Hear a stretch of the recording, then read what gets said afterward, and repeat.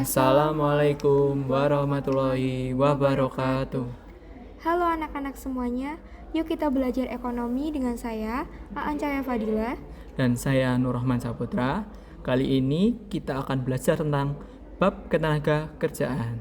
Dalam bab ketenaga kerjaan, kita akan membahas tentang konsep dasar ketenaga kerjaan, masalah ketenaga kerjaan, solusi mengatasi ketenaga kerjaan, jenis pengangguran, hak dan kewajiban pekerja, serta sistem upah. Untuk lebih jelasnya, yuk kita simak videonya.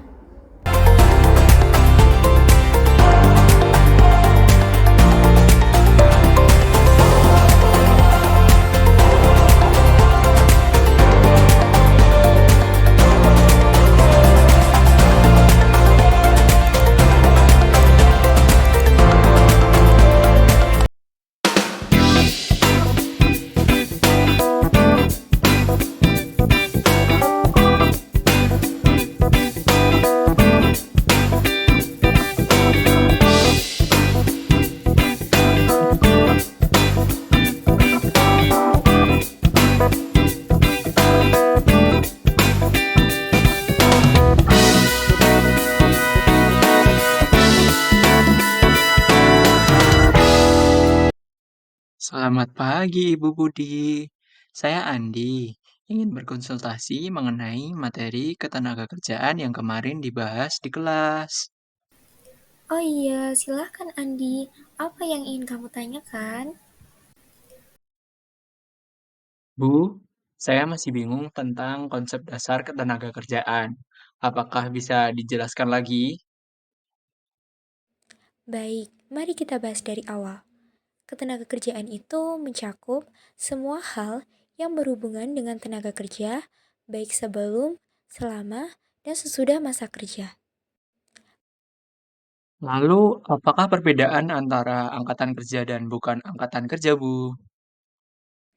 Oke, jadi angkatan kerja adalah penduduk usia kerja yang bekerja atau sedang mencari pekerjaan. Sedangkan bukan angkatan kerja adalah mereka yang berusia kerja tetapi tidak bekerja dan tidak mencari kerja, seperti contohnya pelajar, ibu rumah tangga, atau pensiunan. Oh begitu. Lalu, apa saja masalah ketenagakerjaan yang sering terjadi di Indonesia, Bu? Ada beberapa masalah utama. Yang pertama, jumlah angkatan kerja yang tidak seimbang dengan lapangan kerja yang tersedia. Apa itu yang menyebabkan pengangguran ya, Bu? Betul sekali. Pengangguran adalah salah satu masalah serius. Ada beberapa jenis pengangguran, seperti pengangguran struktural, friksional, musiman, dan siklis. Bisa dijelaskan masing-masing jenisnya, Bu? Oke, pengangguran struktural terjadi karena perubahan struktur ekonomi. Misalnya, ketika teknologi baru menggantikan tenaga manusia. Kalau pengangguran friksional, bagaimana, Bu? Pengangguran friksional bisa disebut pengangguran sementara yang terjadi karena adanya perpindahan dari satu pekerjaan ke pekerjaan lain. Contohnya, fresh graduate yang sedang mencari kerja. Lalu, pengangguran musiman dan siklis, bagaimana, Bu? Pengangguran musiman terjadi pada masa-masa tertentu, seperti petani setelah masa panen. Sedangkan pengangguran siklis terjadi karena siklus ekonomi yang sedang lesu, seperti resesi atau penurunan ekonomi. Lalu, apa solusi untuk mengatasi masalah-masalah ini, Bu? Ada beberapa solusi yang bisa diterapkan. Yang pertama bisa dengan peningkatan kualitas pendidikan dan juga pelatihan kerja. Apa itu cukup, Bu? Tentu saja perlu peran dari pemerintah, seperti mendorong investasi untuk membuka lapangan kerja baru, mengembangkan sektor UMKM, dan juga meningkatkan kewirausahaan. Bagaimana dengan hak dan kewajiban pekerja, Bu? Nah, pertanyaan bagus. Setiap pekerja memiliki hak seperti upah yang layak, jaminan sosial, keselamatan kerja, dan waktu istirahat. Kalau kewajibannya, Bu, Pekerja wajib melaksanakan tugas dengan baik, mematuhi peraturan perusahaan, menjaga kerahasiaan perusahaan, dan berkontribusi pada produktivitas. bagaimana cara meningkatkan kesejahteraan pekerja, Bu? Ada beberapa aspek yang perlu diperhatikan. Pertama, penetapan upah minimum yang disesuaikan dengan kebutuhan hidup yang layak. Selain itu, apalagi, Bu? Selain itu, bisa juga dengan pemberian jaminan sosial seperti BPJS Ketenagakerjaan dan Kesehatan, tunjangan, dan fasilitas kerja yang memadai. Terima kasih banyak atas penjelasannya, Bu. Sekarang saya lebih paham tentang ketenagakerjaan. Sama-sama Andi, yang penting kamu bisa memahami bahwa ketenagakerjaan ini adalah isu yang kompleks dan membutuhkan perhatian dari semua pihak. Siap, Bu. Saya akan pelajari lebih lanjut lagi materinya. Bagus. Jangan lupa bahwa pemahaman tentang ketenagakerjaan ini akan sangat berguna untuk kamu di masa depan nanti.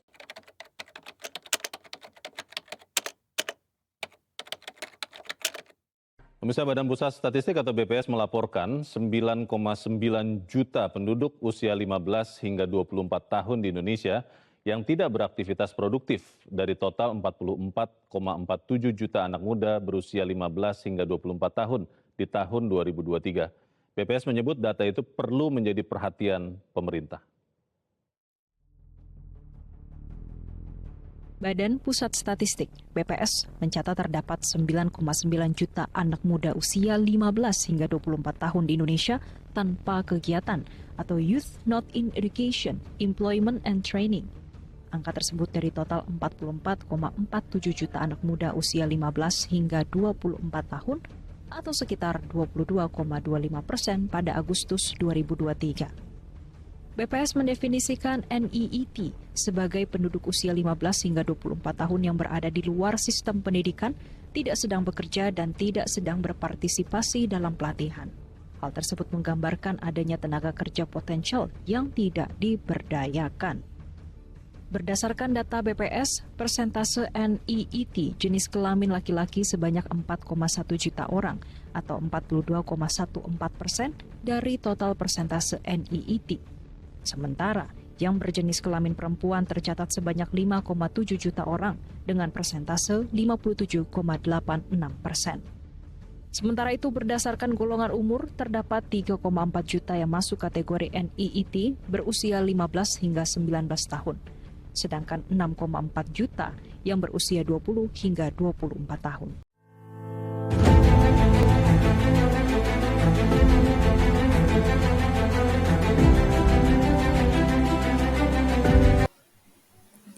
Nah, oke. Selain dari masalah pengangguran seperti yang telah ditayangkan pada video sebelumnya mengenai artikel berita tentang pengangguran, di sini terdapat masalah-masalah lain dalam ketenagakerjaan. Yang pertama yaitu jumlah angkatan kerja yang tinggi. Nah, jumlah penduduk yang besar akan menghasilkan angkatan kerja yang besar pula. Angkatan kerja yang besar, jika tidak dapat dimanfaatkan dengan baik, maka akan menjadi beban bagi perekonomian suatu negara.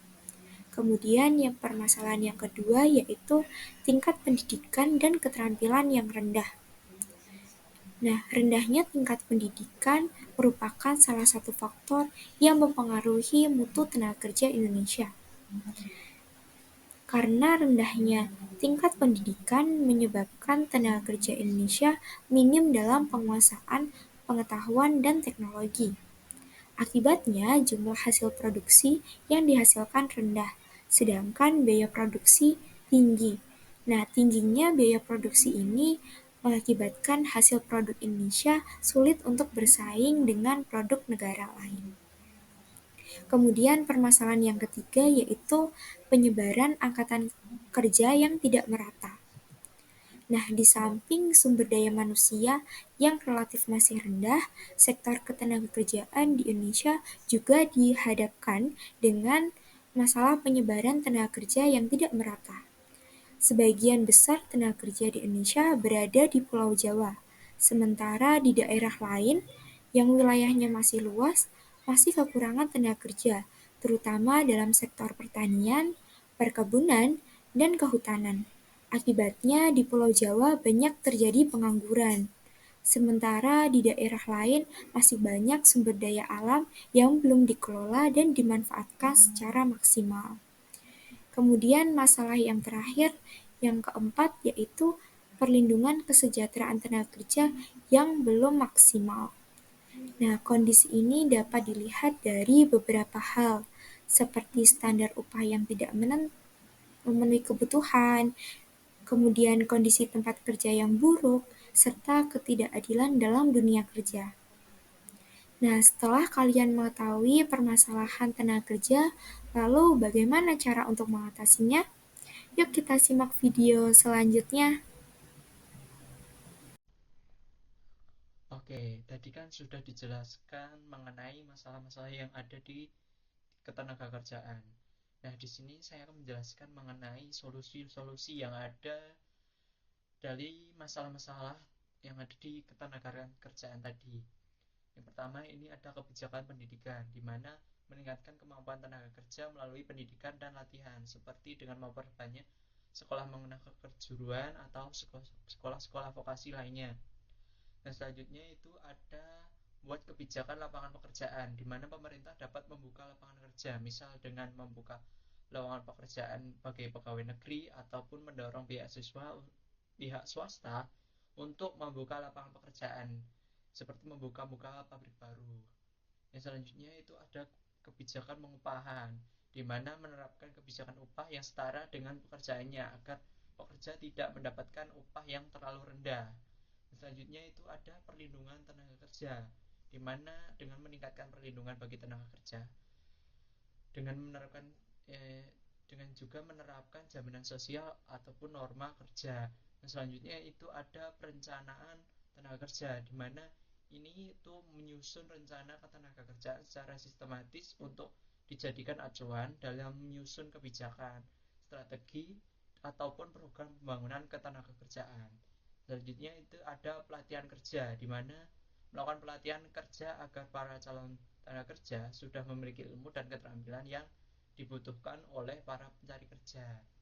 Yang selanjutnya ini ada mengembangkan sektor usaha, di mana mengembangkan usaha industri yang padat karya dan mengembangkan sektor usaha-usaha informal di kawasan-kawasan terpencil. Gitu. Selanjutnya, kita akan membahas tentang sistem upah. Kita analogikan seperti ini. Misalnya, pada suatu hari, kamu diberikan uang oleh ibu kamu untuk membeli sesuatu di toko.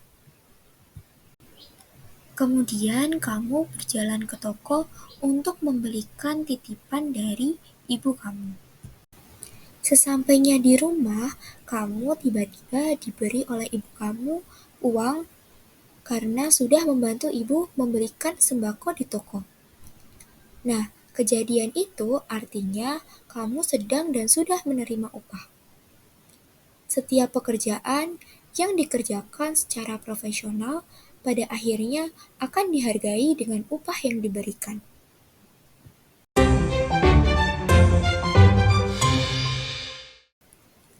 Yang pertama, kita akan membahas mengenai pengertian dari sistem upah.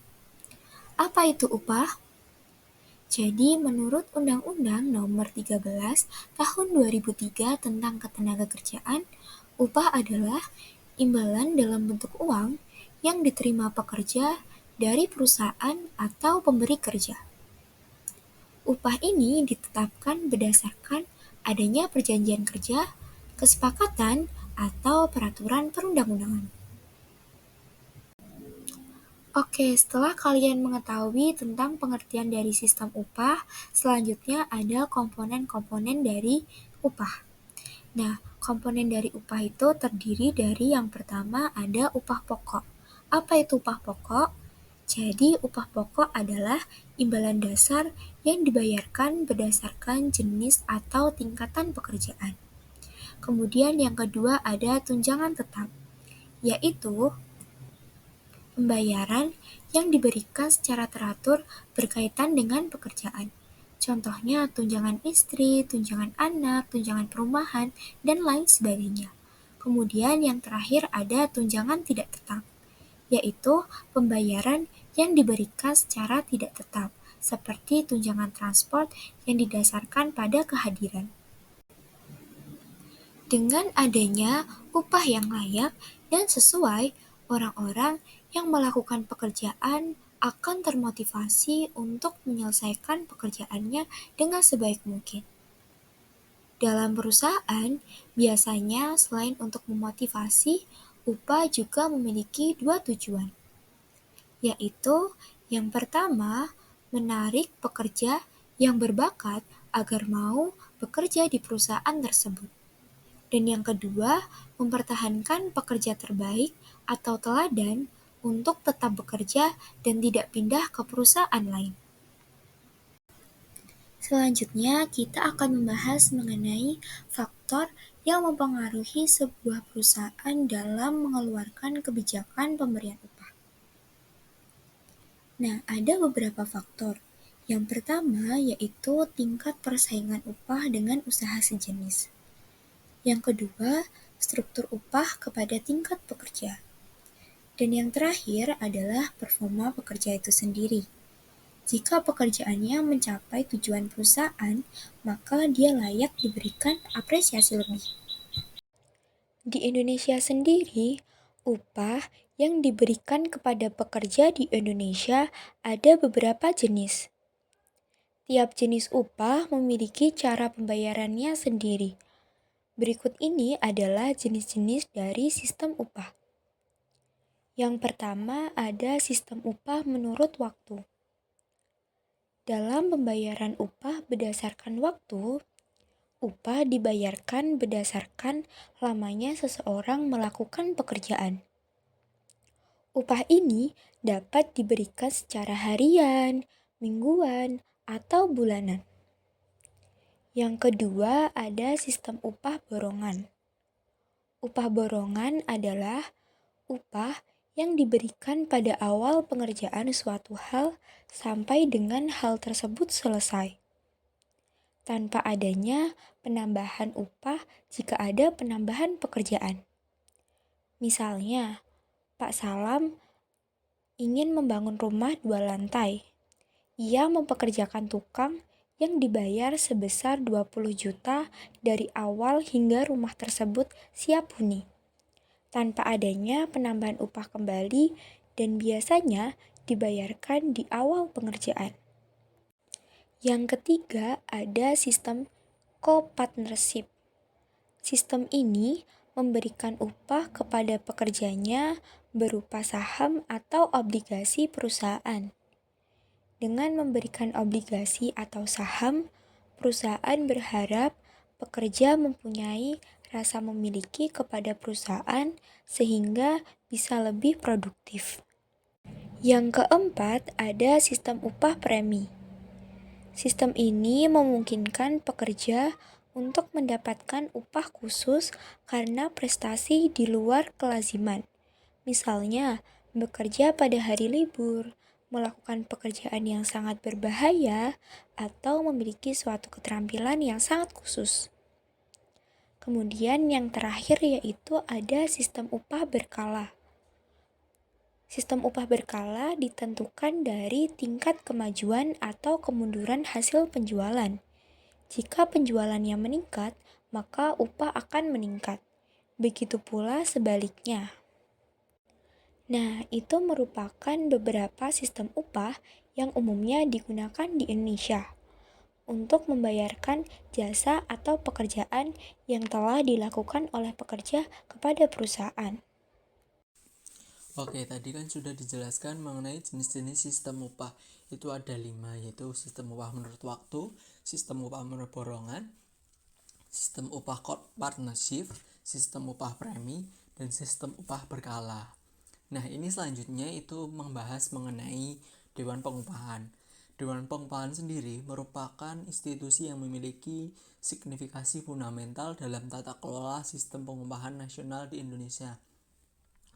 Lembaga ini berperan sebagai badan formal yang memiliki otoritas dalam perumusan dan penetapan kebijakan pengupahan yang berlaku di wilayah Negara Kesatuan Republik Indonesia. Keberadaan Dewan Pengupahan memiliki landasan yuridis yang kuat melalui keputusan Presiden tentang Dewan Pengupahan. Dalam konteks ketenagakerjaan nasional, Dewan Pengupahan mengembangkan fungsi vital sebagai institusi yang memformulasikan rekomendasi kebijakan pengupahan yang komprehensif dan berkeadilan. Fungsi tersebut tidak terbatas pada penetapan nominal upah minimum, melainkan mencakup spektrum yang lebih luas termasuk analisis dampak sosial ekonomi, kajian kebutuhan layak hidup, serta pertimbangan aspek produktivitas dan pertumbuhan ekonomi. Berdasarkan keputusan Presiden nomor 107 tahun 2004, Dewan Pengupahan di Indonesia terdiri dari tingkatan hierarkis yang saling terorganisasi, yaitu yang pertama itu ada Dewan Pengupahan Nasional atau DPNAS. Dewan Pengupahan Nasional merupakan institusi tertinggi dalam hierarki sistem pengupahan nasional yang pembekuannya dilaksanakan melalui keputusan Presiden Republik Indonesia. DPNAS memiliki tanggung jawab strategis dalam yang pertama itu ada perumusan kebijakan nasional, koordinasi lintas sektoral, dan komposisi keanggotaan.